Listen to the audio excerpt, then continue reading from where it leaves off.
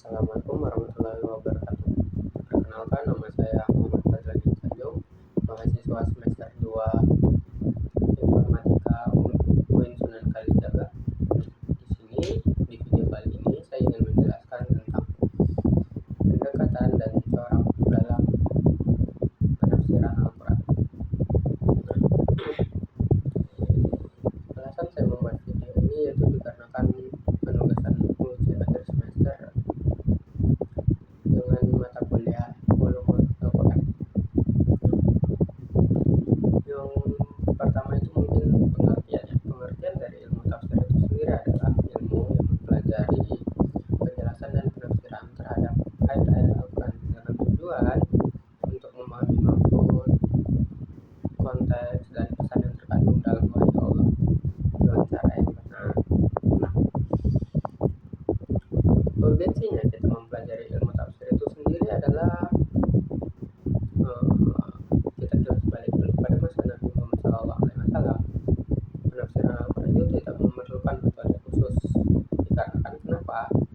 Segala pertanyaan dan permasalahan terkait Al-Quran atau pemahaman Al-Quran dapat langsung ditanyakan langsung kepada Nabi Muhammad SAW. Beliau sendiri yang akan memberikan penjelasan, penafsiran terhadap ayat-ayat yang diturunkan. Namun, seiring berjalannya waktu dan semakin jauhnya generasi umat Islam dari masa Nabi Muhammad SAW dan sahabat-sahabatnya, kebutuhan akan penafsiran Al-Quran itu sendiri semakin mendesak disebabkan oleh perkembangan zaman yang membawa tantangan dan permasalahan baru yang memerlukan pemahaman mendalam terhadap Al-Quran. Oleh karena itu, para ulama tafsir mulai melakukan ijtihad untuk menafsirkan Al-Quran dengan menggunakan berbagai metode dan pendekatan. Selanjutnya saya ingin menjelaskan jenis-jenis tafsir. Nah, yang pertama itu jenis-jenis tafsir yang berdasarkan sumbernya. Yang pertama ada tafsir bi al-mansur berdasarkan riwayatnya. Tafsir bi al-mansur ini adalah metode penafsiran Al-Quran yang bertumpu pada sumber-sumber otoritatif dalam Islam seperti Al-Quran, hadis Nabi, dan pendapat para sahabat. Secara etimologis, kata mansur itu memiliki makna yang berkaitan dengan sesuatu yang diwariskan, sesuatu yang dikutip, atau sesuatu yang diteruskan dari generasi sebelumnya. Karena itu, tafsir ini didasarkan pada prinsip meneruskan pemahaman yang telah ada dari sumber-sumber yang terpercaya. Nah, contoh tafsir bi al-mansur berdasarkan riwayat itu yang pertama adalah tafsir Al-Quran dengan ayat Al-Quran. Sebagian ayat Al-Quran ada yang menafsirkan ayat Al-Quran yang lainnya. Contohnya itu pada surat Ar-Rahman ayat 19 sampai dengan 22 dan Al-Furqan ayat 53. Dari kedua ayat tersebut sama-sama menjelaskan fenomena alam berupa dua jenis air yang tawar dan yang asin yang bertemu akan tetapi tidak tercampur karena adanya batas atau pembatas. Fenomena ini menjadi tanda kekuasaan Allah yang menunjukkan keteraturan ciptaannya. Itu yang kedua ada tafsir Al-Quran dengan hadis atau sunnah Nabi. Menafsirkan Al-Quran dengan hadis atau sunnah Nabi ini dilakukan jika tidak bisa lagi dilakukan dengan cara menafsirkan Al-Quran dengan ayat Al-Quran itu sendiri, maka dilakukanlah penafsiran Al-Quran dengan hadis. Sebagaimana fungsinya itu sebagai penjelas terhadap hal-hal yang masih bersifat global atau juga mengkhususkan dan menghapus nas. Tafsir ayat Al-Quran dengan hadis atau sunnah Nabi, yang mana sunnah hadis atau sunnah Nabi itu menjelaskan Al-Quran jika di dalam Al-Quran itu sendiri tidak terdapat penjelasan karena kedudukan atau fungsi hadis sebagai penjelas terhadap Al-Quran. Yang ketiga itu ada tafsir Al-Quran berdasarkan perkataan para sahabat. Para ulama berpendapat bahwa setelah Nabi SAW wafat, orang-orang yang paling memahami Al-Quran adalah sahabat Nabi itu sendiri. Sebab sahabat ini hidup pada saat Allah menurunkan ayat Al-Quran kepada Nabi Muhammad SAW. Dan juga mereka itu mengetahui konteks sosial sebagai sebab-sebab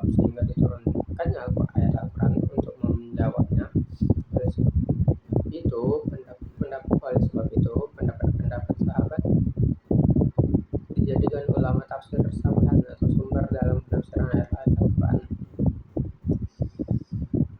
Penafsiran dengan riwayat sahabat dilakukan oleh para sahabat yang terkenal sebagai musafir, yang itu ada 10 orang, yaitu ada 4 khulafaur rasyidin yang ditambah juga dengan Ibnu Mas'ud, Ibnu Abbas, Ubay bin Ka'ab, Zaid bin Sabit, Abu Musa al-Asy'ari, dan Abdullah bin Zubair. Selanjutnya itu tafsir Al-Quran dengan riwayat At-Tabi'in. At-Tabi'in adalah selanjutnya setelah sahabat wafat. Tabi'in adalah orang-orang yang lebih mengetahui kandungan Al-Quran pada masanya, dikarenakan mereka yang langsung hidup dan bergaul dengan para sahabat itu sendiri. Pendapat mereka dipandang sangat membantu generasi selanjutnya dalam memahami ayat Al-Quran. Tafsir yang datang sumbernya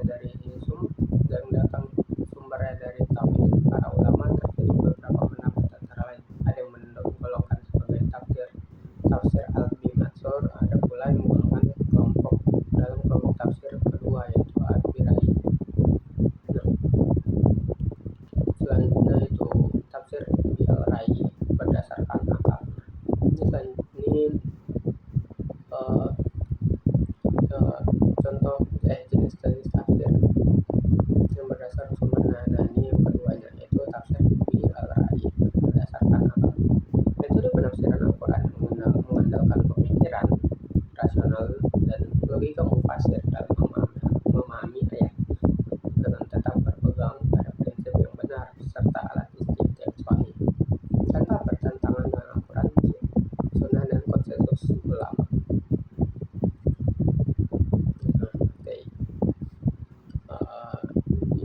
Selanjutnya kita akan masuk ke materi, yaitu pendekatan dalam tafsir. Nah, pendekatan dalam tafsir itu ada, yang pertama itu pendekatan linguistik. Penggunaan pendekatan linguistik atau bahasan memiliki alasan yang kuat, mengingat Al-Quran merupakan pesan-pesan Allah yang dikemas dalam media bahasa. Cara paling mendasar dalam untuk memecah pesan-pesan tersebut adalah mencocokkannya dengan mata kebahasaan secara konvensional yang telah berlaku dalam kehidupan bangsa Arab. Tanpa bahasa Arab, tak ada yang dapat dipahami dari Al-Quran. Menggunakan pengetahuan kebahasaan untuk menafsirkan Al-Quran bukan berarti selalu memaknai setiap kata dan kalimat-kalimatnya secara harfiah. Yang kedua itu ada pendekatan historis. Untuk pendekatan historis ini, seseorang tuh perlu mempelajari alasan kenapa kenapa ayat tersebut itu diturunkan. Pendekatan ini sangat penting dikarenakan sangat membantu mengungkap makna dan hikmah di balik ayat-ayat yang diturunkan, khususnya ayat yang berkaitan dengan hukum-hukum tertentu, sehingga dapat mencegah kesalahan dalam penafsiran syariat. Yang ketiga itu ada pendekatan berbasis tasawuf. Seorang mufasir yang menggunakan pendekatan mistis dalam menafsirkan Al-Quran memandang bahwa ayat-ayat Al-Quran itu tidak hanya memiliki makna lahiriah berdasarkan bahasa, akan tetapi juga memiliki makna batinnya yang lebih dalam dan bersifat simbolis. Menurut pendekatan ini, Al-Quran dipahami memiliki dua lapisan makna, yaitu makna lahir yang dapat dianalisis dari kebahasaan atau diartikan secara harfiah dan lain sebagainya yang tertulis biasanya. Yang kedua itu makna batiniah yang tersembunyi di dalam susunan kata dari kebahasaan dalam Al-Quran. Yang keempat itu ada pendekatan berbasis riwayat. Dalam tafsir tradisional, riwayat terutama hadis Nabi Muhammad SAW memiliki peran yang sangat penting. Hadis digunakan untuk memperjelas makna ayat-ayat Al-Quran yang bersifat umum ataupun global, mengkhususkan makna yang bersifat umum serta membatasi ayat-ayat yang bersifat mutlak.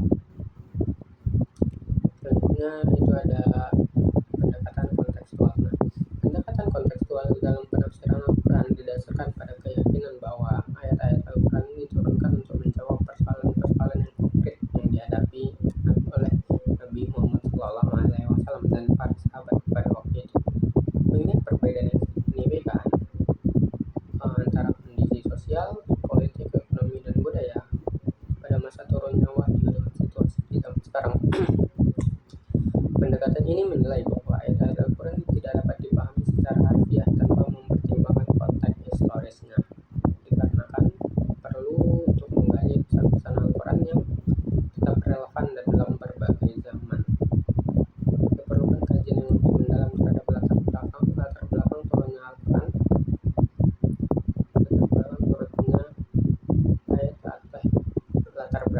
latar belakang turunnya ayat serta tujuan hukum yang melandasinya. Oke, materi selanjutnya itu adalah corak-corak tafsir dalam Al-Quran. Yang pertama itu ada corak filsafat. Corak filsafat dalam penafsiran Al-Quran itu ditandai dengan penggunaan logika dan teori-teori filsafat. Corak ini mulai berkembang seiring dengan kemunculan ilmu pengetahuan dan agama dalam dunia Islam, khususnya pada masa dinasti Abbasiyah. Ketika terjadi gelombang besar penerjemahan karya-karya filsafat Yunani dalam bahasa Arab, di antara karya yang banyak diterjemahkan saat itu adalah pemikiran Plato dan Aristoteles. Seiring dengan berkembangnya filsafat di dunia Islam, penafsiran Al-Quran yang bernuansa filsafat pun memicu perdebatan di kalangan ulama. Sebagian ulama menolak pendekatan ini dikarenakan dinilai yang bertentangan dengan akidah Islam, terutama dikarenakan cenderung mengabaikan kaidah-kaidah kebahasaan Arab. Sementara itu, para pendukung pendekatan filsafat dalam tafsir berpendapat bahwa selama penafsiran tidak menyalahi prinsip-prinsip dasar Islam, maka menggabungkan antara filsafat dan agama justru dapat memperkaya pemahaman terhadap Al-Quran serta mengurangi pertentangan antara akal dan wahyu. Nah, yang kedua itu ada corak fikih. Corak tafsir yang kecenderungannya mencari hukum-hukum fikih dalam ayat-ayat Al-Quran. Corak ini memiliki kekhasan dalam mencari ayat-ayat yang secara tersurat maupun tersirat, yang mana itu mengandung hukum-hukum fikih.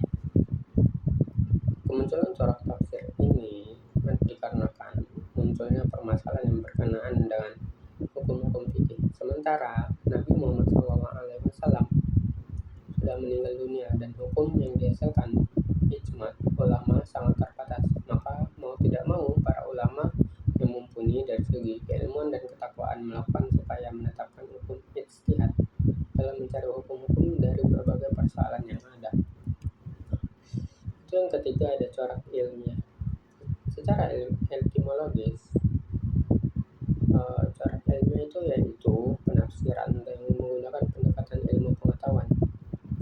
Dalam pengertian terminologisnya, tafsir ilmiah dijelaskan oleh sejumlah pakar, salah satunya oleh Muhammad Hussein Al-Dhahabi dalam karyanya Al-Tafsir wa Al-Mufassirun. Dia menyatakan bahwa corak ilmiah adalah metode penafsiran Al-Quran yang berupaya mengungkap makna ayat-ayat dengan menggunakan teori-teori ilmiah modern. Pendekatan ini bertujuan untuk menggali kandungan Al-Quran melalui berbagai disiplin ilmu dan sudut pandang filsafat, sehingga menghasilkan pemahaman yang selaras dengan perkembangan ilmu pengetahuan. Nah, itu selanjutnya ada corak lugawi. Corak lugawi adalah penafsiran Al-Quran yang berfokus pada analisis kebahasaan. Metode ini dilakukan untuk mengkaji makna kata per kata secara mendalam, termasuk asal-usul, bentuk, dan perubahan kosakata.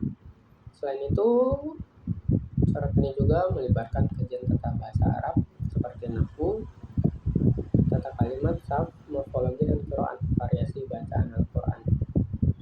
Oleh karena itu, seseorang ingin menafsirkan Al-Quran dengan pendekatan lugawi harus memiliki pemahaman yang kuat terhadap bahasa Arab, mencakup aspek gramatikal, retorika, dan keindahan sastranya. Yang kelima dan corak tafsir Al-Quran yang terakhir yaitu corak tafsir Al-Adabi Al-Ijtimai. Nah, secara etimologis kata adubah yang berarti etika atau sopan santun, dan Al-Ijtimai bermakna sosial atau kemasyarakatan. Dalam pengertian harfiahnya, tafsir ini merupakan pendekatan yang menitik beratkan pada aspek sastra, kebudayaan, dan dinamika kehidupan masyarakat.